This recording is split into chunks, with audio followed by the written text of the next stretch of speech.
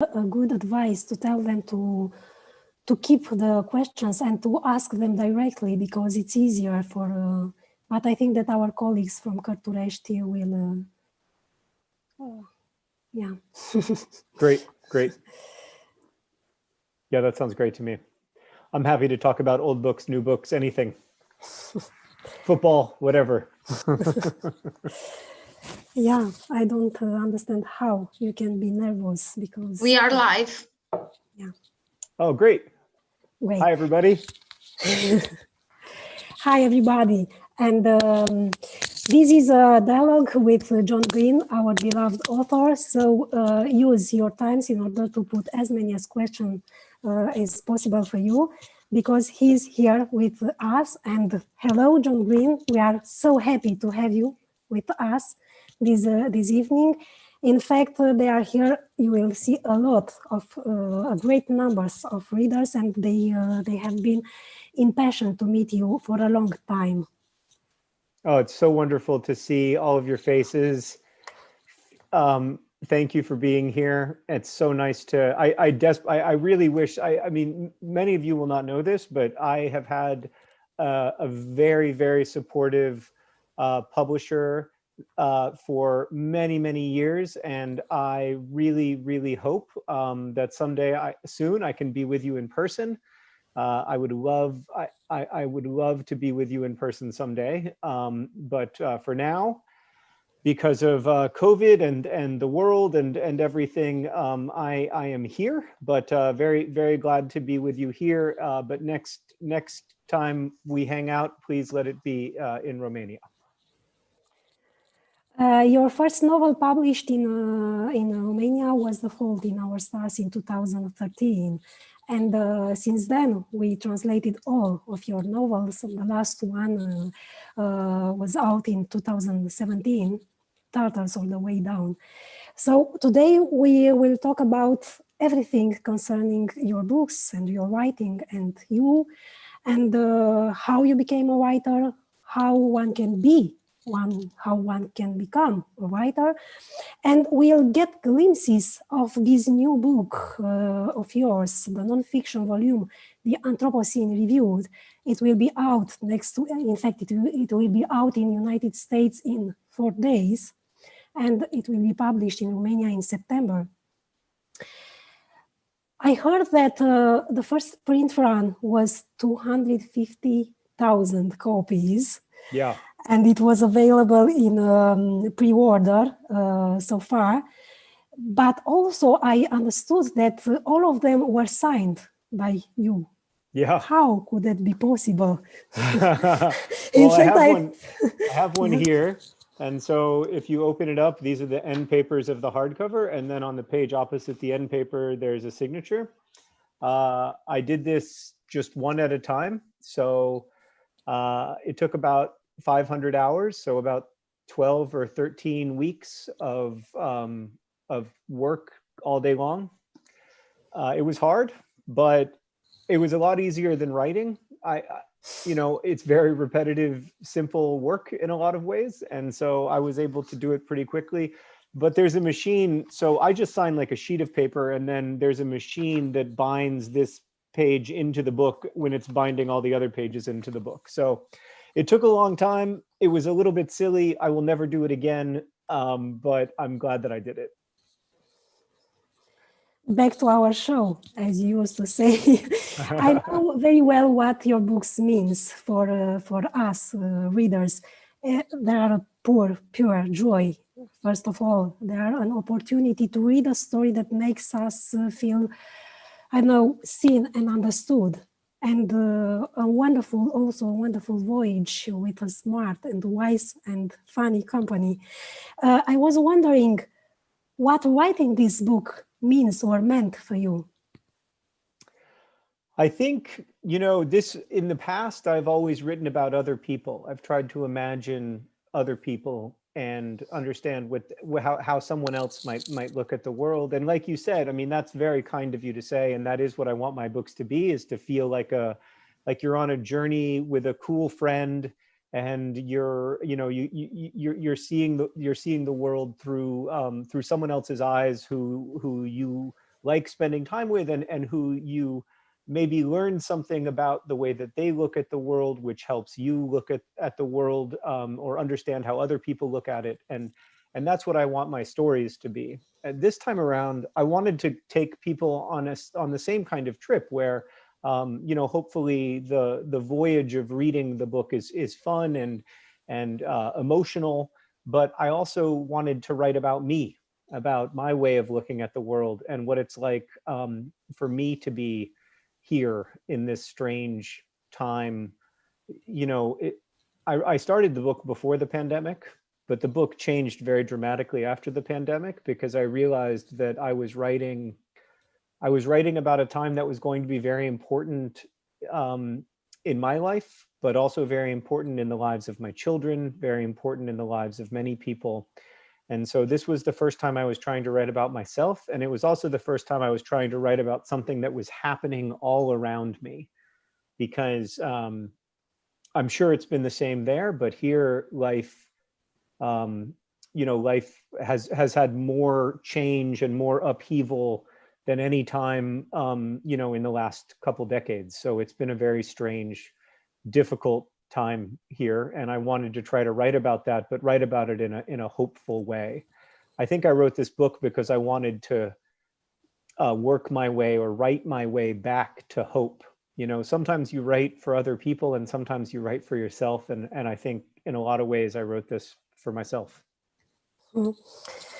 Every morning when I am searching for some music on YouTube in order to accompany my workouts, I run into an ad for masterclass courses. And for the last weeks, I always heard this voice of Eritan, who says the following sentences. People think that fiction is a bunch of lies. Actually, fiction is one of the best way to find the truth. It's not a new idea. Anyway, Philip Roth said almost the same thing, that memories lie, but fiction tells the truth. What is, from your point of view, the connection between fiction and truth? Is it fiction a voice for this truth, for telling yourself?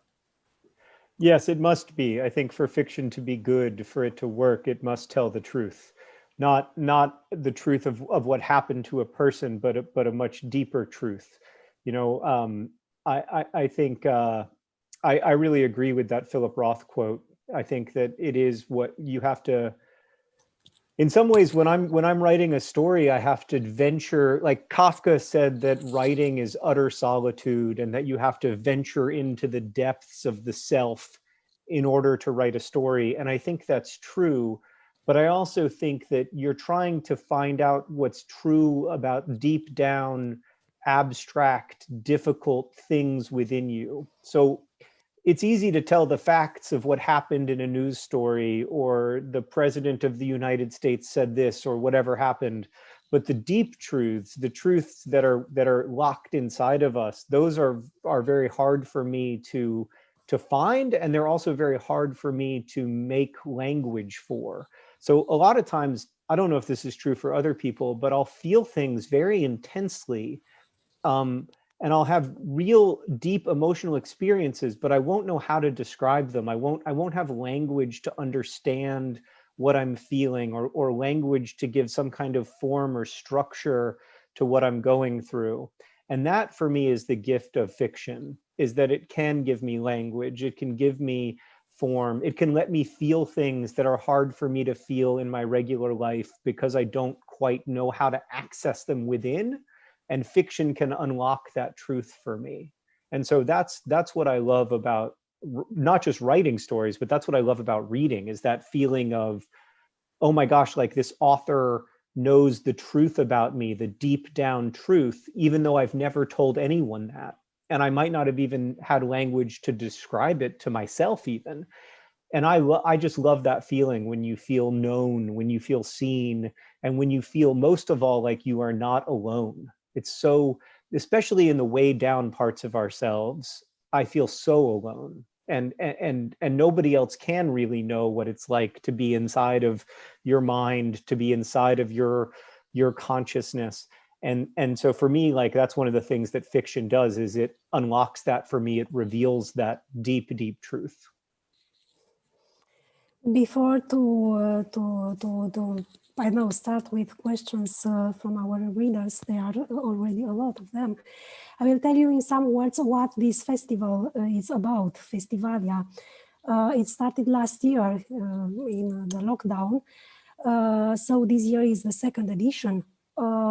We are on the 5th day today, and one of our guests from previous evening were Patrick Ness, Maureen Johnson, Jennifer Niven yesterday evening, and just before our meeting, Rachel Cohn and David Levitan. Oh, that's great. I'm friends with so many of those people. Yeah, in fact, both of them, Maureen Johnson and David Levitan, assigned us to say you hello from them. They're so great. Yeah, I mean, Maureen, David, and I have been friends for a very long time. David and I have been friends actually since before my first book came out.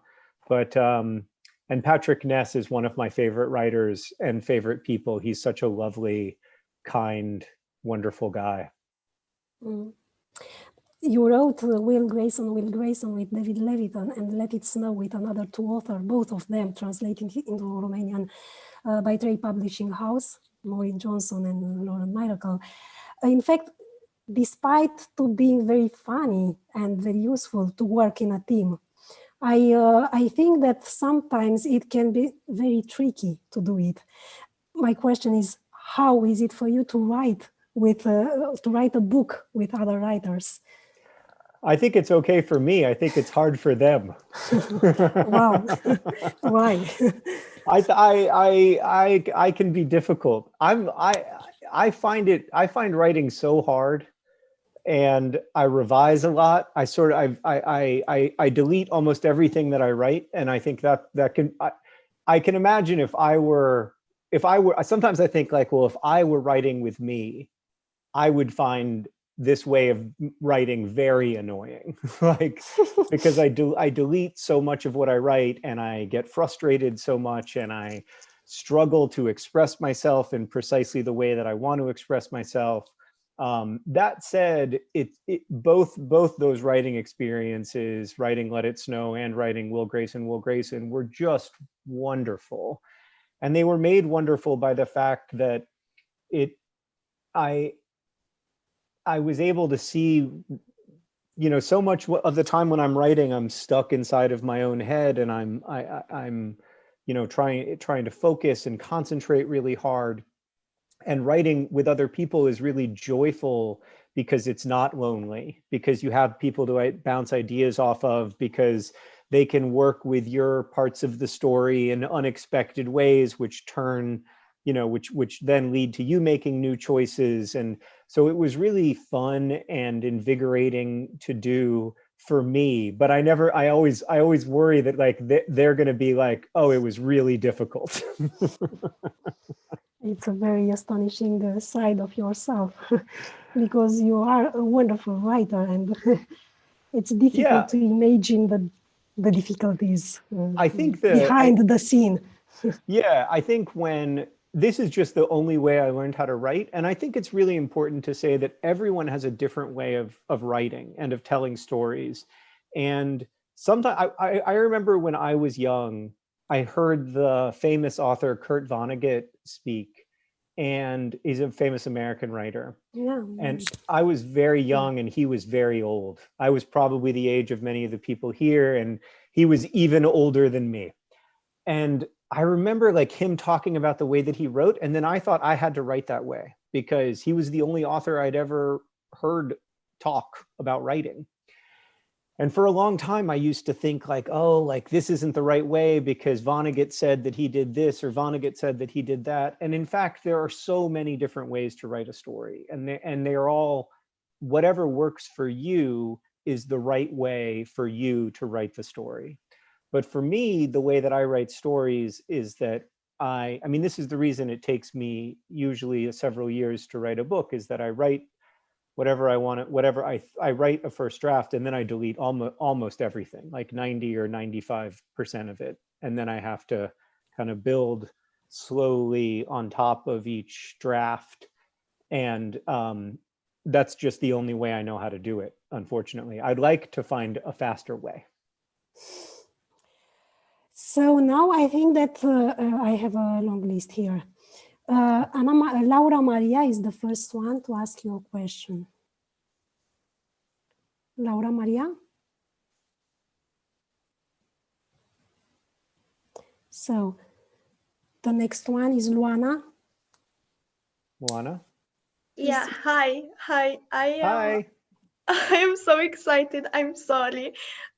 It's amazing to be in your presence, and I will just read exactly what I wrote out of fear that I will panic and butcher English language. So I'll just read it that way. So reading your books as a young teenager was a huge inspiration for me, and you were one of the writers who inspired me to write myself. I read and reread every single one of them for dozens of times, taking in every word you wrote there, living every feeling you amazingly described in those books. And your books were always a magical place for me, where I felt safe and understood, and where subjects that usually are treated as a taboo were discussed openly. So I was curious what writer inspired you when you were a teenager yourself, and who is your favorite writer right now? That's really lovely. And if I'm choked up a little bit, it's just because I'm so grateful to you for saying that. And because when I was your age, I did have writers like that, and they were a huge presence in my life and a big help to me. And so thank you. That means the world to me. And I really appreciate it. There were a few. Kurt Vonnegut was one for sure.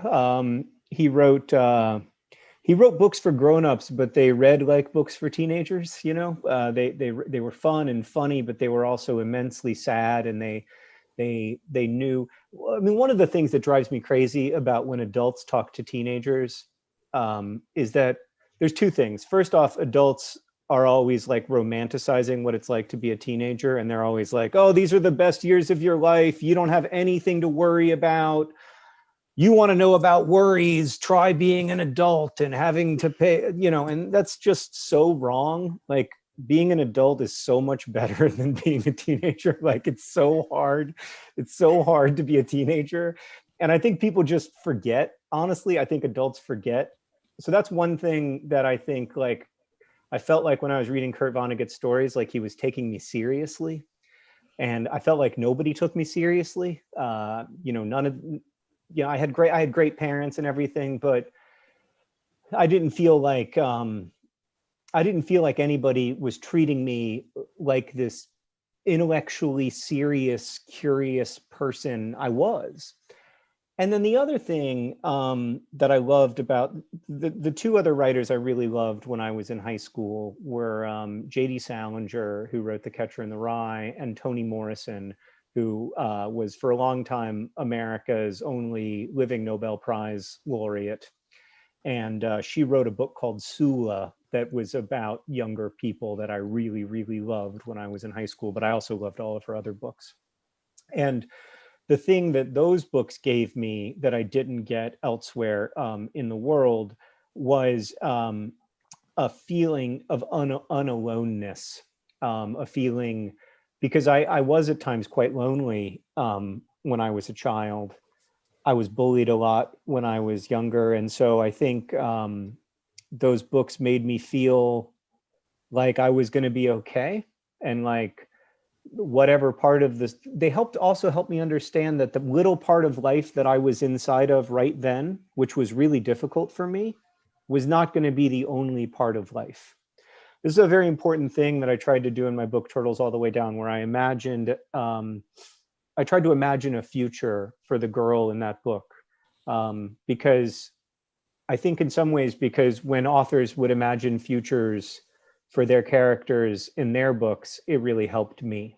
So thank you for those kind words. And those are honestly still my favorite writers. So nothing has changed, except now I also love David Levithan and Maureen Johnson and Rachel Cohn and lots of other YA writers. Thank you so much. Thank you. Elena Tudor? Elena? Isabela Crețan? Sorry. Oh, go ahead, Elena. Sorry, that's not me, but I think my name was called first. However, it was mispronounced, perhaps. Sorry. Laura. I thought it was somebody else. I wanted to ask John, I suffer from OCD as well, and I was wondering if your mental illness affects your writing process, because I've been struggling with that sort of in a perfectionistic way. And also, don't forget to be awesome. DFTVA. Yeah, I think it probably does affect the way I write, but I've also never been anyone other than myself. And so I just keep working the only way I know how, and that's okay for me. And so what I would encourage you to say to yourself is really hard, especially I think when you're younger, is to say, it's okay if this is not perfect, because I will keep going and I will have a chance later to rewrite it. So once I've made it further into the story, or once I've finished something and I've spent a few days thinking about it, then I can go back and I can make changes. But for me, I have to give myself that permission to not be very good when I write my first draft, and to be able to say to myself, well, I'm going to delete most of this anyway, so it doesn't really matter if today I don't write anything that's that's going to end up in the final book, because this is all part of a much longer process. And so I think it can be easy to get stuck into a loop, obviously, like especially for people with obsessive thinking problems. But if you can say to yourself, well, the way out of this loop is to know that I can actually make a much bigger loop when I finish something, and I can go back and revise it from the beginning. So that's what I try to say to myself. So I call again Elena Tudor. If she's not here, Isabela. Hi everyone, I'm happy to be here. Okay. John, I wanted to ask you, what's your all-the-time favorite book that you will recommend to everyone? Oh gosh, I have so many favorite books. It's hard to pick just one. Also, I'm very biased by being an American, and I feel like I should acknowledge that. Like, all Americans are very, not all Americans, a lot of Americans are obsessed with America, and I am no different. So I will probably pick an American book, and I apologize in advance. Yeah, I mean, I guess probably the book that I go back to and read the most often is this book by Toni Morrison called Beloved. It's a book about slavery, which is a very important part of American history, but also a book about the nature of love in a family, and how profound a parent's love for their child is. Isabela Crețan? If not, there is Oana. It's me. Hello. Hi. Okay. I'm very happy to participate in this meeting with you. First of all, your books are wonderful, and the books, The Fault in Our Stars, is very beautiful and emotional. Can I take a picture with you at this meeting? Yeah, of course. Anytime. Here, I'm smiling. Can you take it now? I think I have to keep talking. And I have 3 questions. Okay, go ahead. Ask your questions. Can I take the picture now? Yeah, No? of course. Everybody take their pictures now. It's the picture moment. Yeah, this will be the picture time. Okay, and I have 3 questions for you. Sure. How and why did you start writing books? How did you choose to be an author? And besides your life as a writer, how do you like to do? Oh, good. All good questions. I don't think I decided to be a writer. I thought I was going to do something else. I thought I would work in publishing or maybe be a minister. I began training as a minister, as a priest, before I quit. I don't know how else to say it, decided not to do that. And that actually was very important to my book, The Fault in Our Stars, because I worked in a children's hospital as a minister in a children's hospital. And I met a lot of kids there, and that had a big impact on my life.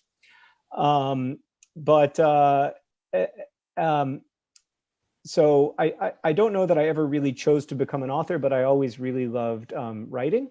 And then as for what I love to do outside of writing, I love football. I love football so much. It's probably the thing I love most in the world, other than my family and writing. So I'm a big fan. I actually sponsor a team in the 3rd division of England called AFC Wimbledon. And I like to watch football with my family, and my kids play football, and I play football as well. So that's probably what I like to do most. Cristina Maria? Yes, hi. Hi. Sorry for not opening my camera. It's broken on my laptop, unfortunately.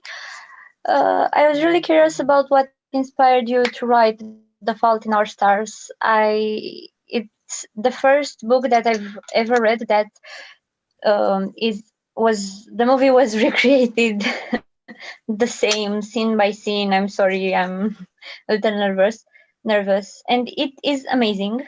I cried on each and every page. And I'm really, really curious about what inspired you to write that story, because it's amazing. Yeah, thank you.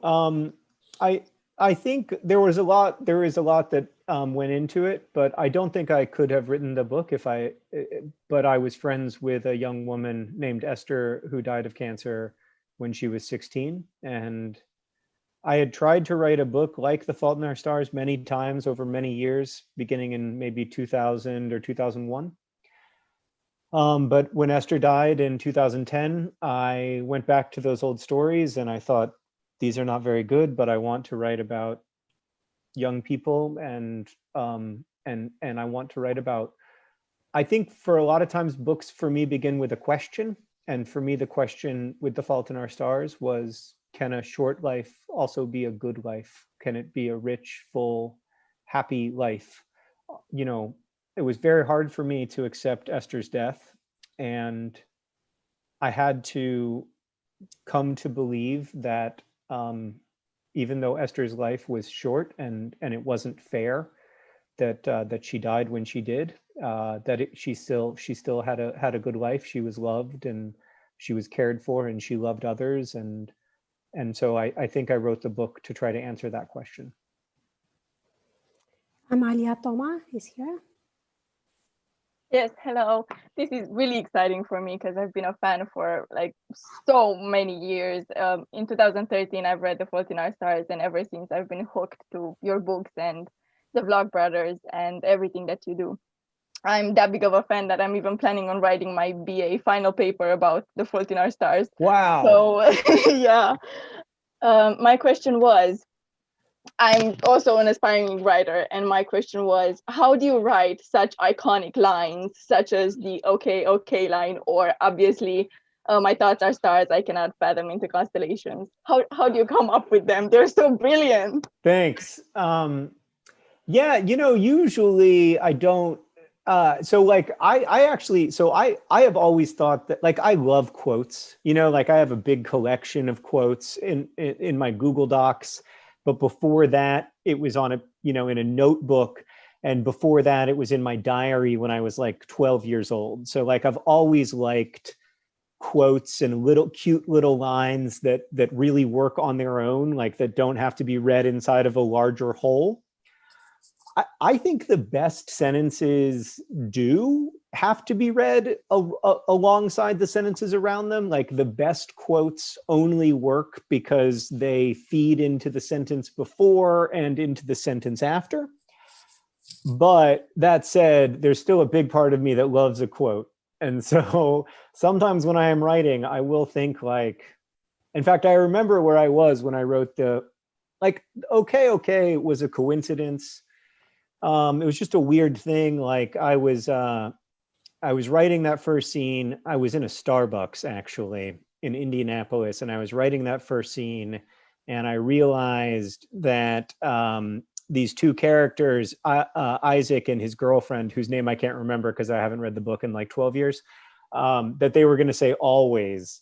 And I had these friends who would say always whenever like they would say goodbye or whatever. And I just thought it was so cheesy. And my wife and I would always make fun of them for saying always.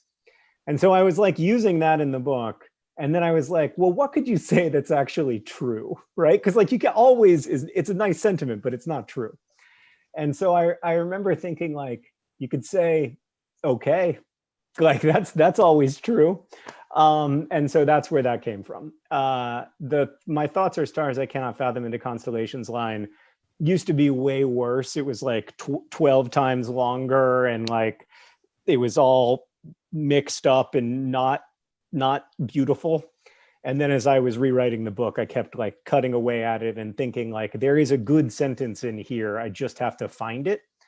And then I remember when I finally like wrote it in that order, and I was like, oh, that's it. That's a relief.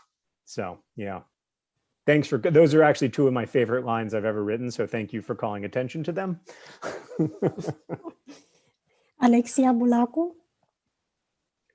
Hi, Alexia. Yes, hi. I wanted to say first that in 5th grade, I moved to a new school. So we were just 7 girls. And what brought us together were The Fault in Our Stars, the movie and the book, and Let It Snow. Like, it was very important to us because it was the first book we read together as a group. And I wanted to ask, what do you love most about writing books? Like, what's the highlight of writing books for you? The best part is being, you know, those moments, like when you're reading, you have these moments too, where you fall into the story and it feels like whatever's happening in your life isn't happening, and whatever you feel like you don't even have a body really, or like you're not even yourself, you're somewhere else. And like that is just as close to magic as I have ever experienced in my life. And it's my favorite feeling. And I don't have it very often when I'm writing, but I love it so much that I keep like chasing it. You know, I keep trying to have it because I love that feeling so much. So that's the best part. You know, like sometimes I'll come home after a day of writing, or like now I don't write in Starbucks anymore because now I get recognized, so I don't go there anymore. But I write in our house, well, actually usually here in the basement. And so I'll come upstairs at the end of a day, and like my wife can tell like if I had one of those days because I'm just like floating when it happens. So that's what I love. Oh, thank you very much. Andrada Pavalache. Andrada. Hello. Hi. I really want to say that the first book I've ever read from you was The Fault in Our Stars, and it inspired me to start writing. I usually write poems and poetry. Your characters are amazing and full of emotion. My question is, if you could live one of your characters' lives, whose would it be? It's a good question. That's an interesting question. Yeah, I mean, the fun part is getting to live their lives for a little while, but not being stuck with them, you know? I guess the honest answer to that question is there's a character in my first novel, Looking for Alaska, named the Colonel, and I would be him because he is based on my best friend from those days, and I love him very much. In fact, I wrote about our friendship for the first time really in my life in my new book, in the Anthropocene Reviewed, because if it hadn't been for him, I don't know where I would be. I don't know how I would be doing. He was just the most wonderful friend that you could ever ask for as a 16-year-old boy. And I am so, so grateful to him. So I would love to be the Colonel. Thank you so much.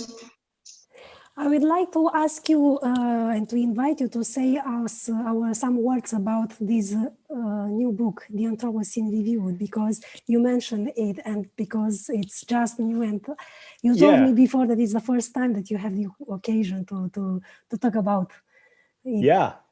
Yeah, so this is the first time I've talked about the Anthropocene Reviewed to a group of people. So I'm a little nervous about that, but this is what the American cover looks like, and it's a book of essays, and it's a book about me and my way of looking at the world, but it's also about lots of other things. It's about plague and the board game Monopoly, and it's kind of hard to describe, but it's my attempt to write about my own experience being alive, but through the lenses of different parts of this weird moment that we are in as a species. Like right now, human beings have at once like way too much power. You know, like together we have so much power that we are reshaping the climate of the planet, and we're changing the biodiversity of the climate. But also we don't have nearly enough power, because we can't even, our whole world was brought to its knees by a single strand of RNA. And so we have we are at once unprecedentedly powerful, but then as an individual I often don't feel that power, because like I can't choose which species live and which species die. I can't even get my kids to eat breakfast in the morning. So that's what I wanted to write about this strange moment that we're in and how I feel in it. And most of all, I wanted to write about wonder and joy and how we get back to wonder and joy. Because I think it's very important to be aware of the suffering and the injustice that is all around us all the time, and that is an essential part of being a person. But I also think it's important to let that live alongside joy and wonder and hope.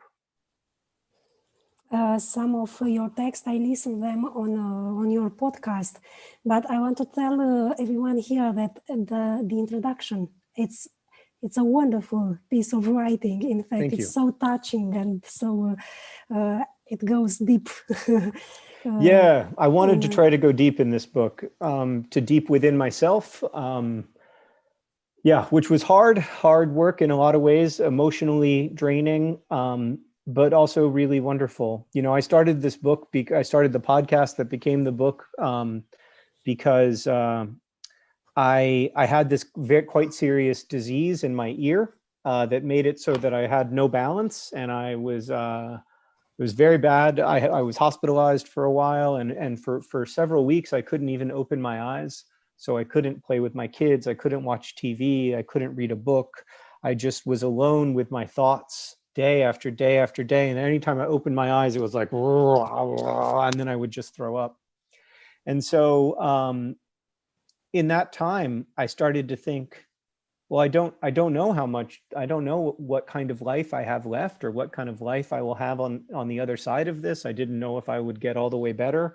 I mostly have, but I realized that I wanted to try to write a book about what it's like to be alive, and how it's awful and painful at times, but how it's also so wonder-filled and so magical. I mean, we're able to have this conversation, and we're able to have these thoughts, and we are individuals with a soul, and yet we are also just like chemical reactions. And that tension between being a human being really fundamentally different from any other kind of life, which I think it is, but at the same time being, like an animal made out of meat, is very weird. And so I wanted to try to explore that. Besides this deepness and the seriousness of your writing, of all your books, in fact, in the last one, there is something, I don't know, very playful. I'm speaking about this system of rating, which is... Yeah, I wanted it to be a really fun book. Like, I've made it sound quite serious, but I think all books should be fun. I think books should be funny, and they should be fun to spend time with. I don't think they should feel like work. I don't think they should feel like a chore. They shouldn't feel like doing the dishes. They should feel like joy.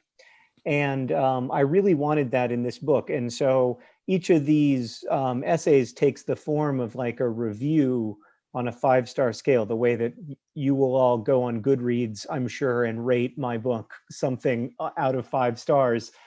And I wanted to write about that because it's so stupid. Like the idea that you can summarize any experience in one rating is so ludicrous. It makes no sense at all, but it's also really important. And it is one way that we have of trying to communicate to each other how we feel about things, how we feel about the restaurants we go to or the books we read, but also how we feel about life in general. And so I wanted to kind of like play with how silly the 5-star review is, but also that it has become pretty important to us.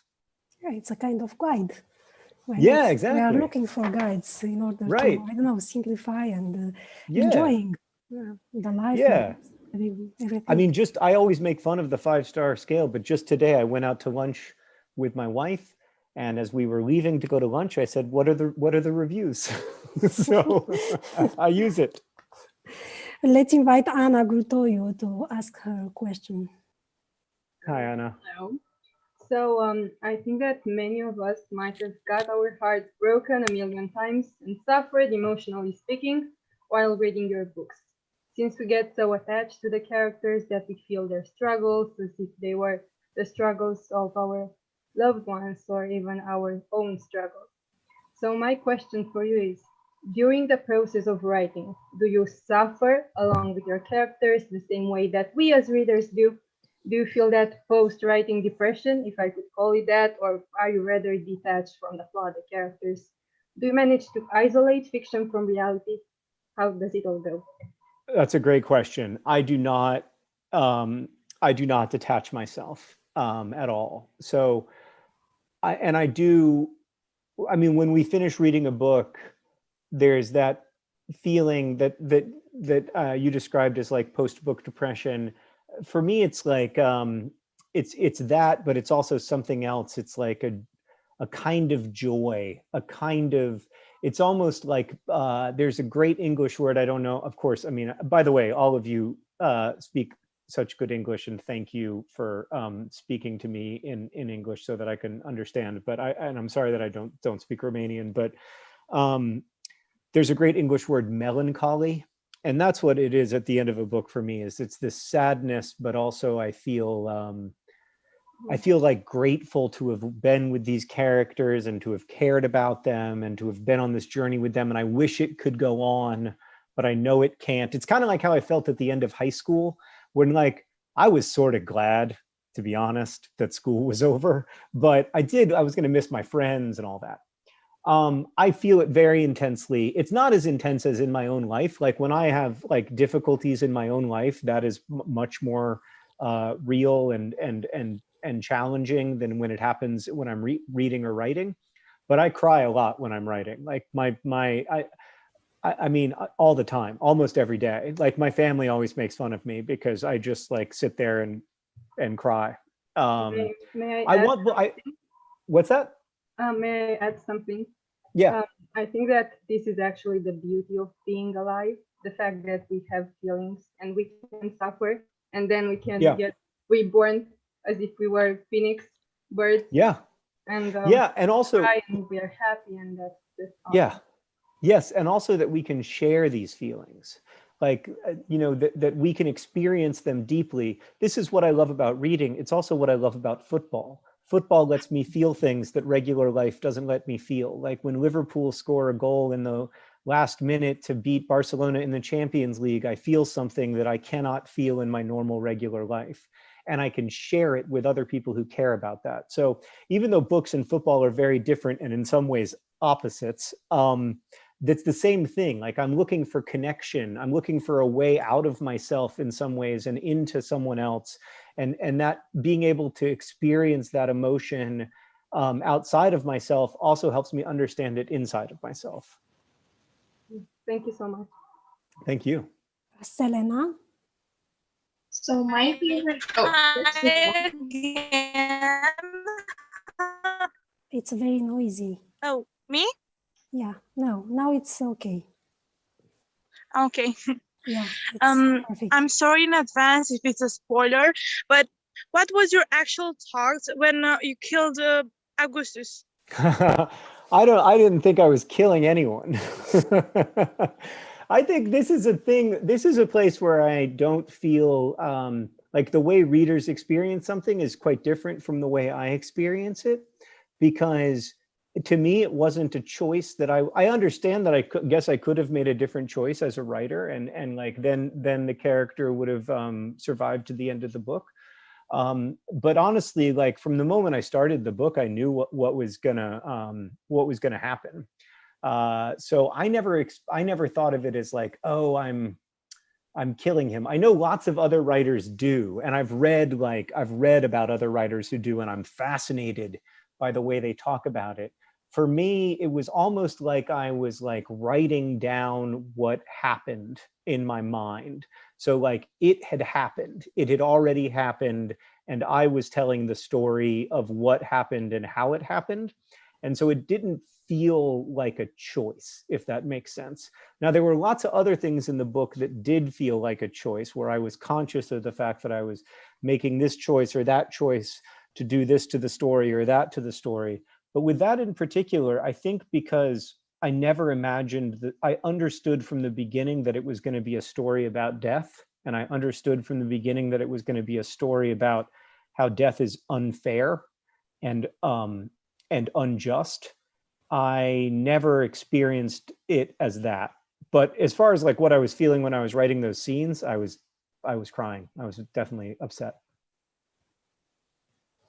Romina, Fire? Yes, hi. First of all, thank you for basically allowing me to relive 7th grade, because that's when I discovered your books and absolutely fell in love with them and with the whole young adult genre. I read all of them, and I was talking to a friend the other day, both of us being extremely excited about this Zoom, and we just couldn't figure out which book we would consider our favorite. And I wanted to ask you if you have a book that you've written that is, let's say, closest to your heart. Yeah, I mean, I think the one that's closest, the new one is the one that's closest to my heart, just because it's about so much about me and being a dad, being a child. You know, I'm writing about myself, and I never did that before, and so that is a very different thing. In terms of my novels, probably The Fault in Our Stars, just because I mean, for one thing, it changed my life really dramatically.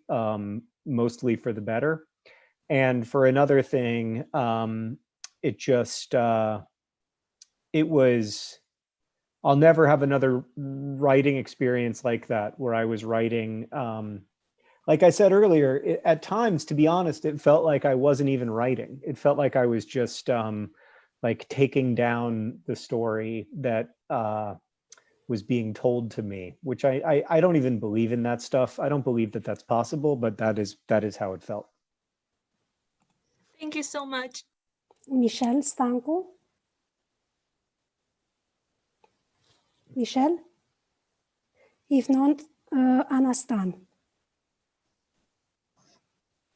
Hello. Just a Hi. second. I'm trying to turn on my camera. Oh, that's okay. Don't worry about it.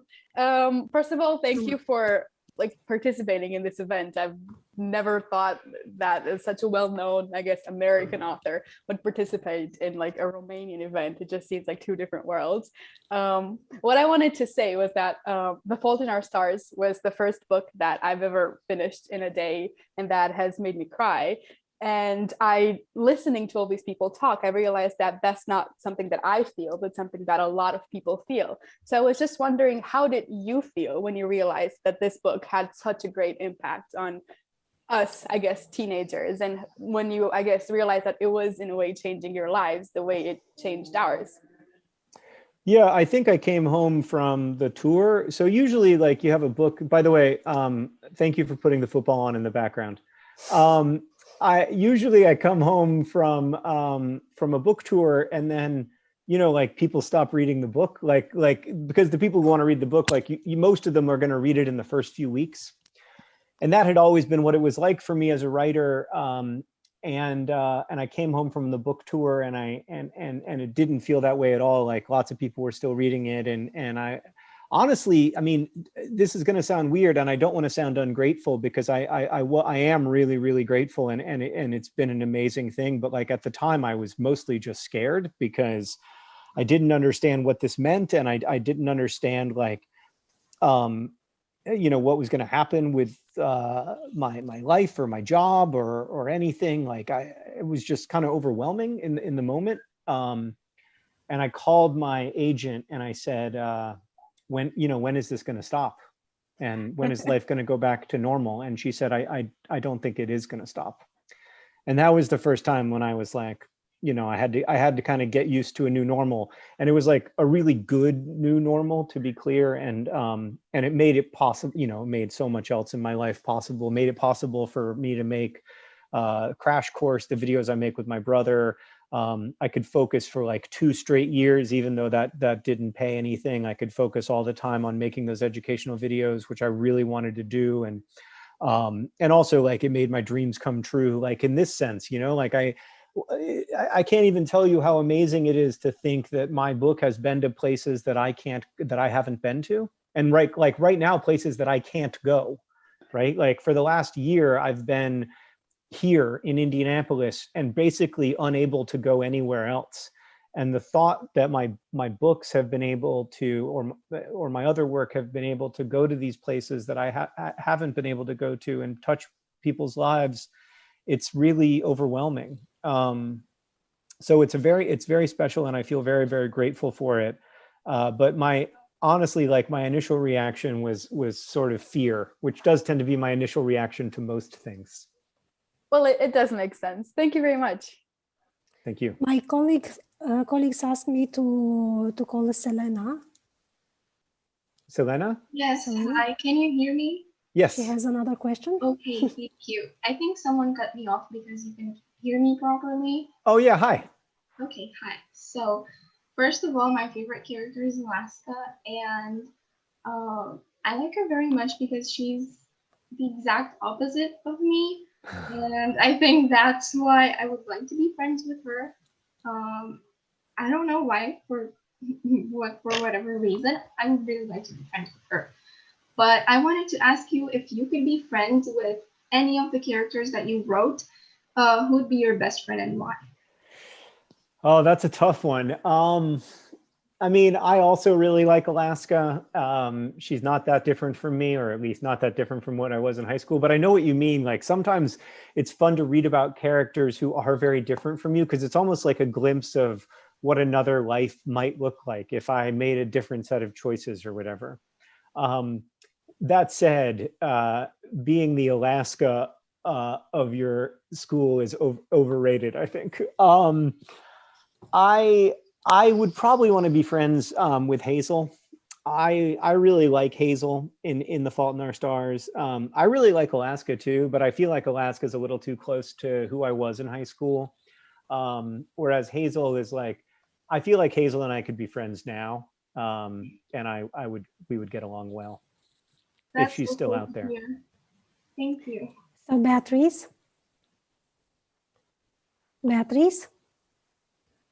If not, Daria Negru. Hello. Sorry, I am one of your biggest fans, I think, ever. I read, sorry, all your books. And now I just started this Wonder with Grayson, and I was wondering which of them is your favorite? Well, David wrote the one who writes in all lowercase letters. So he's my favorite because I think I like David's chapters better than I like my chapters. I'm able to enjoy other people's writing a lot more than I'm able to enjoy mine. So I like that Will Grayson. And I love, he's so angry, and he's you know, it gets at how depression, when you're really depressed, you can feel a lot of rage and a lot of anger. And I thought that was very true to that character. Daria Negru. Hi. First of all, I've loved Looking for Alaska. It was the book that got me into reading. And I was wondering if you could meet Alaskan Miles, what would you tell them? I would tell Miles to listen to Alaska instead of thinking that he knows what she's thinking or thinking he knows who she is. When she's trying in that story, she's trying to tell him that she's in pain and he won't listen to her. And that has such, such a terrible, terrible effect on her life. And so I would tell him that if you really care about someone, don't put them up on a pedestal, don't romanticize them, don't tell them that they're amazing, don't treat them as a mystery, treat them as a human being, treat them as a fellow person, and respect them as a person and listen to them as a person. And I would tell Alaska, I mean, I'm old, right? So I'm going to give these people like adult advice, but I would tell Alaska that like life gets better, life that this part of her life is not the only part, does not have to be the only part, and life gets better. And I would tell her that she can get through this. John, we haven't taken 10% of your invitation. Yeah, I feel bad to everybody whose questions I'm not going to answer. I'm sure they're amazing, and I'm really sorry. But we will continue.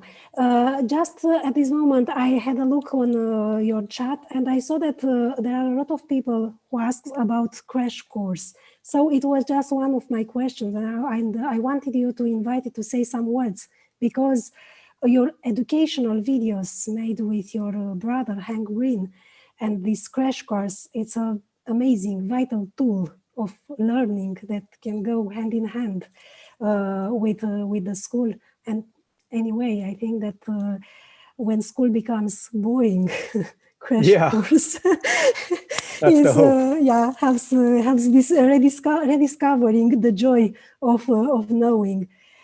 What was making knowledge more accessible to others, something that you have in your mind when you were a student? Yes, to some extent, but especially after I was a student. I saw, I mean, here our education system is so unfair from the very beginning, even from when you're 3 or 4 years old. If you can access the good education, you have all kinds of opportunities that you don't have if you can't. And so we saw, my brother and I both saw up close, because we both went to big public American schools. He went the whole time, and then I went to a private school for high school. But we saw this up close, this injustice, this inequality that is created by not having equal access to educational opportunities. And so I think that's the biggest reason we wanted to make Crash Course, but also for the reason that you just said, which is that so often when you're in school, it feels like you have to do all this stuff to get a good grade on the test so that you can get a piece of paper that says that you are a high school graduate, so that you can get a job, and you don't ever think about anything else. And sometimes school doesn't emphasize anything else. And we wanted to make something that that did a good job of explaining the material, but that also tried to make it fun, because learning is fun. I mean, I know here I'm surrounded by people who agree with me, like you all love to read, and I'm sure you all love to learn. But like when I was in high school, I hated to learn. Like I was a very bad student, and I did not like being told that I had to learn geometry or being told that I had to learn metaphors. And it all felt irrelevant to me. It all felt like it wasn't important to what I was interested in. And so I wanted to make, Hank and I wanted to make something for that kid to say, like, you know what? No, learning is fun, and being able to better understand yourself and the world around you is really important. No matter what job you're going to do, being able to understand the world is wonderful. Yeah, this channel is teaching literature, science, history in such an, passionate and amazing manner that it's. I didn't realize at first that you, John Green, the author, is the same as the one from... I hear that a lot. It was like I discovered the wonder differently. And only after that, I realized that it's the same. Yeah, and in a lot of ways, I mean, they're very different jobs, but I think I said this earlier, but if The Fault in Our Stars had not become quite successful, I could not have done the job on Crash Course, because it was only because I didn't have to work for those next 2 years really that I was able to focus so much on Crash Course. So in some ways I am two different people, because there was the me who wrote The Fault in Our Stars, and then there was the me who worked on Crash Course. Let's hear the question of Ioana L. Hi, Ioana. Hi, Ioana. If not, Andrada Bumbu. Hi, Andrada. Yes, I already asked my question. Oh, great. Okay. Angela Stefan? Excuse me, probably you referred about me. Andrada. Yeah, hi, Andrada. How's it going? Okay. Hello. I want to start by telling you that you're an amazing author, and your books made me feel so much emotion, yes, while reading them. I loved Turtles All the Way Down because I resonated with Asa, and it made me feel that I'm not alone with my problems. An Abundance of Catherines was very funny, and I very much liked the math part, because I don't know, it was interesting how you described it in the book. Thank you. I cried so much at The Fault in Our Stars, the book and the film. I liked both, and I recommend it to anyone who wants to listen to me. Thanks. I want to ask you, how do you get inspired and stay motivated to write books that address such different topics? I mean, there was Asa's life and her future, as you said earlier. There was Colin's journey and how he wanted to become a genius and not stay just a very gifted child. And I'm curious how. Yeah, that's a really interesting question. I mean, I think that for me, motivation comes from discipline. It comes from working every day. And so if I wait until I feel inspired by the universe, I will never write anything, because I have to sit down and try to write. I don't write every day. But I have to schedule, I like schedule it in my calendar. Like I say, like these 3 hours I'm going to write, and maybe that whole time I'll sit and not write anything, but I'll at least be trying to write. And so for me, inspiration comes from working, from trying to think of a character, or from trying to think of a problem. And then the kind of the way those stories go, Colin trying to find out, thinking that he wants to become a genius, or Asa trying to figure out how she's going to live with this mental illness. All of those start for me with questions, with big questions that I have about the universe. Like in Looking for Alaska, the question was, why is suffering so unfair? And what are we going to do about the problem of the world not being a fair place? And then in Catherine's, the question was, what actually makes life good? What makes life meaningful? Because Colin wants to be a genius, and he thinks that you can only have a good life if you have an amazing life. And then eventually he has to learn that like what actually matters in human life is connection to other people, feeling the love of other people, letting other people love you.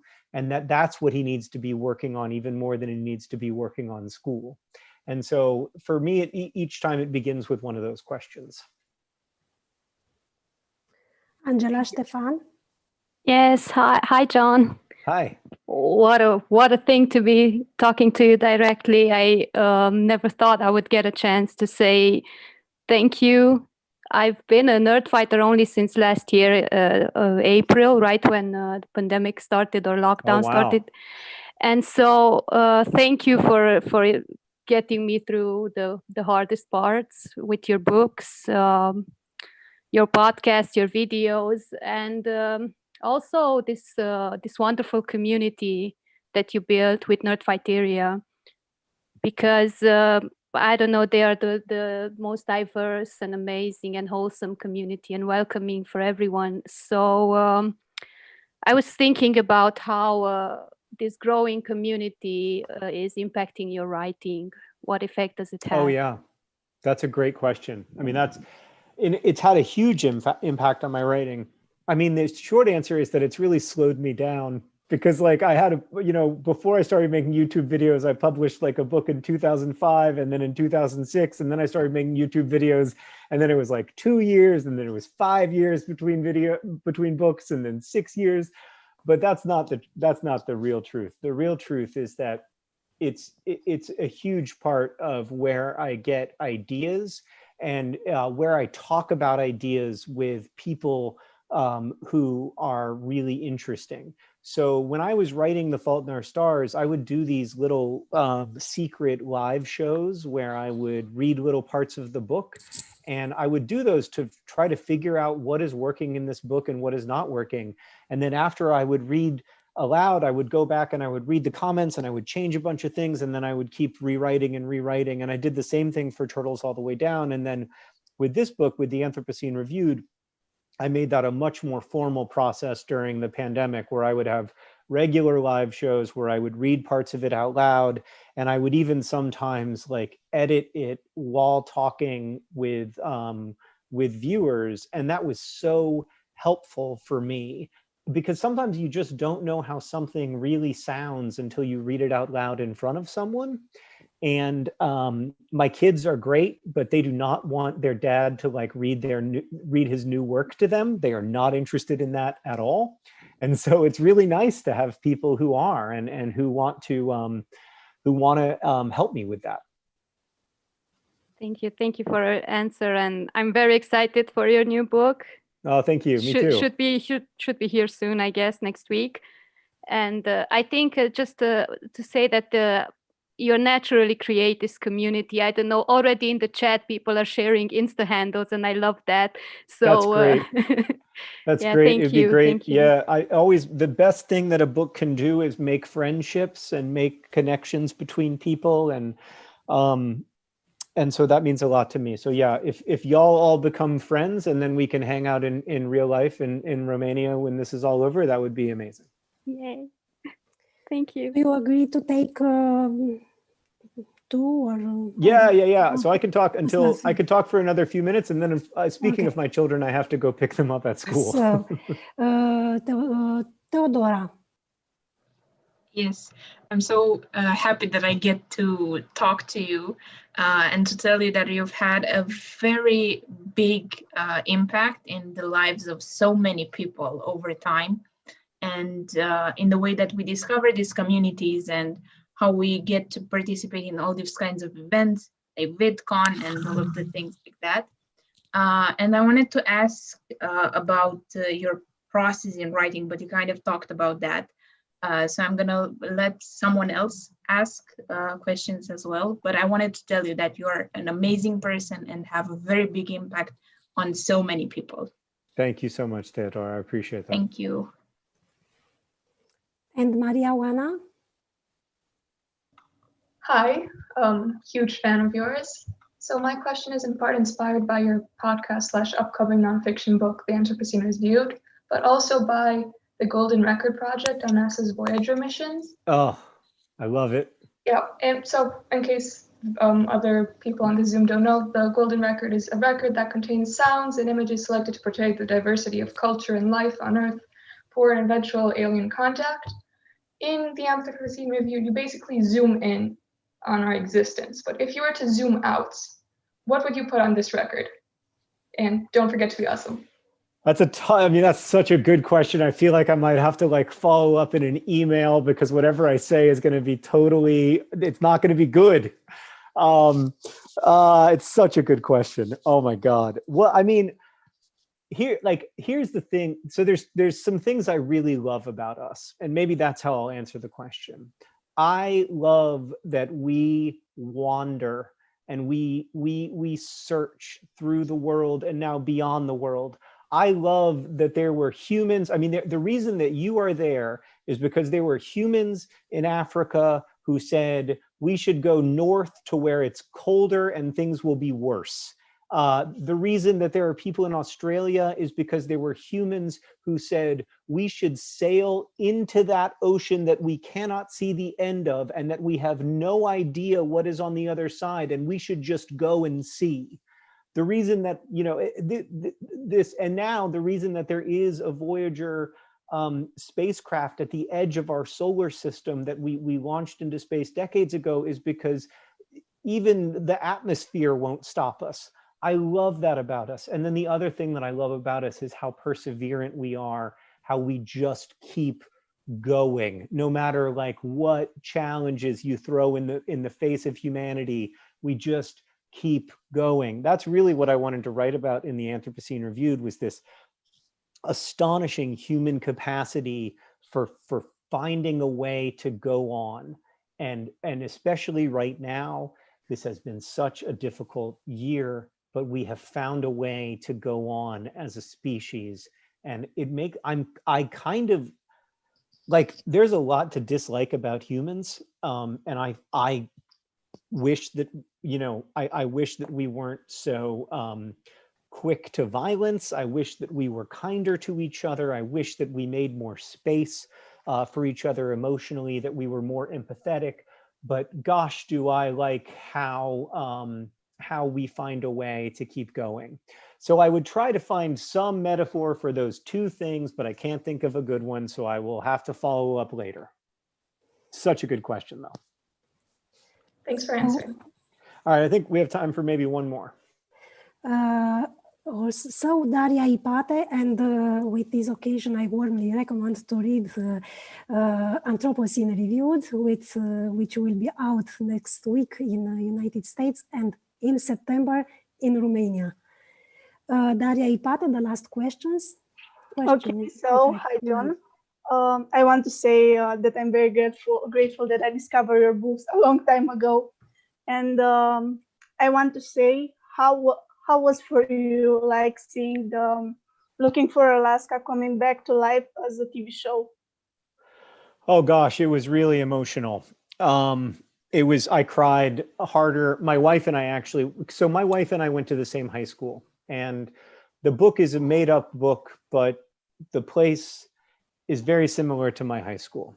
And so I set it in a place very similar to my high school.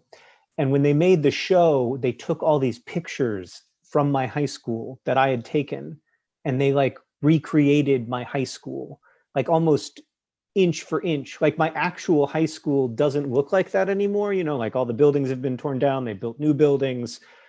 So they made it look like a place that doesn't exist anywhere except inside of my memory.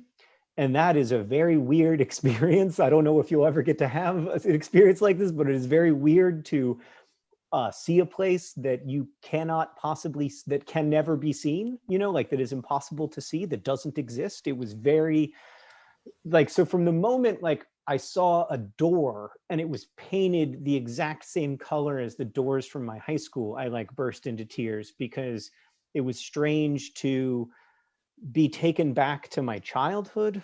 There is something, being a kid often sucks, and adults don't do a good enough job of acknowledging that. And I think it's important to say. But part of the reason that adults look back on being a teenager with a certain fondness or a kind of romantic ideas is because once you have survived something, looking back on it feels different than when you're inside of that experience. And so I was able to look back on it, and and feel really sad and also really proud and grateful that these people had worked so hard to make a beautiful TV show. And then it also took me back to the person I was when I wrote the book, you know, because I wrote the book 16 or 17 years ago, and I was a different person then. I wasn't married, I didn't have kids. You know, Sarah and I had just started dating. Like, in fact, if you read the acknowledgements, you can see I talk about Sarah, but like she's in a long list of other people because I didn't yet know if we were going to be serious. So like, I didn't want to like give her own sentence in case we were like going to break up 6 weeks later. So it just took me back to that time of my life, being 26 years old and having no idea what was in front of me and having no idea if I would ever get to write a second book, you know, thinking maybe this was going to be the only book I got to write. And so all of those feelings were inside of me at the same time as I watched it. But then also there was the feeling of the me who I am now. And one of the great pleasures of growing up is that you get to look back on those past selves who you were, and you get to have a lot of compassion for them. And you can love them in a way that it's really hard to love yourself, like your current self, you know. But if you think back to your childhood self, you might be able to say, oh, you know, that kid was really struggling, and I'm really sorry that he or she or they had to go through that. And I'm glad, I wish that they could see now so that they could feel, I'm going to start crying again, sorry. Cried at the first question, I'm going to cry at the last question. You know, I wish that 16-year-old kid who was, you know, going through some really difficult times, that he could know, you know, first off, like the first thing I would tell him would be, hey, get this, there's a girl here who you're gonna marry. Like he would not have believed that. But secondly, you know, that he's gonna be okay. And I don't just mean like because he gets to write books for a job. I mean like he's gonna be okay because he's gonna be loved, and he's gonna be able to love people, and he's gonna have kids who he loves. And you know, and so I was thinking about all of that, and I was feeling all of that, and it was very intense. And it was intense for my wife too. She was crying a lot, and she never cries. I cry every day, so it's not a big deal for me. But when I looked over and I saw Sarah crying, I thought like, oh, this is major. So yeah, it was a really beautiful experience, and reflects a big part of what I want to share with you today. Which is that even though we are separated by time and by space, even though we can't be with each other and we can't be with those past versions of ourselves, we can still care about them, and we can still care about each other, and we can still try to find ways to take care of each other. And I am so grateful for getting to spend this time with you, and for y'all making me cry twice. I really do appreciate it, and I feel so grateful to everybody here, but especially everybody at my publisher for making this possible. And the last thing I want to say is just please support your local publishers. It is only because of them that I am able to have this experience. It's only because my work has been translated so kindly and so generously that we are able to be here together. And so when the Anthropocene Reviewed comes out in August, I really hope that you'll get it. But more importantly, buy other books, buy any books from them, because it allows for not just me, but all of the lots of different writers from around the world to be able to connect with readers in places that we may never have been to. So I just wanted to say that and express my deep gratitude and tell you that I really hope that at some point in the near future I'll be able to visit Romania and we can have these conversations in real life. We invite you. Thank you very much for inspiring us in so many ways. In fact, as a curiosity, you have to know that on this Zoom, there are hundreds of people. We are followed by thousands, and there are still more than 50 persons inscribed for asking you questions. Oh, I'm sorry and, for all the questions I didn't chat, answer. In chat, there are more than 80 questions. So certainly we will have another occasion, another opportunity. And we wait for this world, for this virtual world to become a real one and to have you with us. Thank you Sounds so wonderful. much. Thank you. Thank you so much. It's so wonderful to see all of you. And again, thank you, thank you, thank you. Take care. Bye. Thank you. Bye. Bye. Bye, everybody. So much. Bye. Thank you. Thank you so much. Thank you so much. Thank you. Bye. Oh, it's great to see all of you.